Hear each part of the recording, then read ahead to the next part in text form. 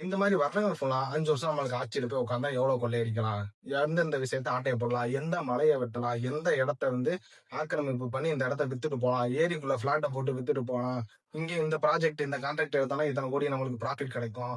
இப்படின்ற மாரி வரக்கூடிய அந்த கான்ட்ராக்ட்ட எடுத்து அதுல ப்ராஃபிட் பார்க்கிறதுலயும், பூமிய அழிக்கிறதையும், மலைய வெட்டி குவாரி வைக்கிறதையும், ஆத்துல மண்ணு திருடுறதுலயும், இந்த நிலத்தடி நீரை உறிஞ்சி விக்கிறதுலயும், இந்த மாதிரி தான் வரக்கூடிய முக்காவாசி தலைவர்கள் இருக்காங்களே தவிர, மக்களுக்கு நல்லது பண்ணணும் அப்படின்ற ஒரு கான்செப்ட்ல எந்த ஒரு அரசியல் தலைவர்களுமே இப்ப அரசியல்ல இல்ல அப்படின்றது மாரி தான் என்னோட கருத்து. மக்களை நீங்க இத்தன வருஷமா தமிழ்நாட்டுல தான் வாழ்ந்துகிட்டு இருக்கீங்க. உங்களுக்கு நல்லாவே தெரியும் தமிழ்நாட்டுல உள்ள பிரச்சனைகள் என்னென்ன நடந்துகிட்டு இருக்கு அப்படின்னு.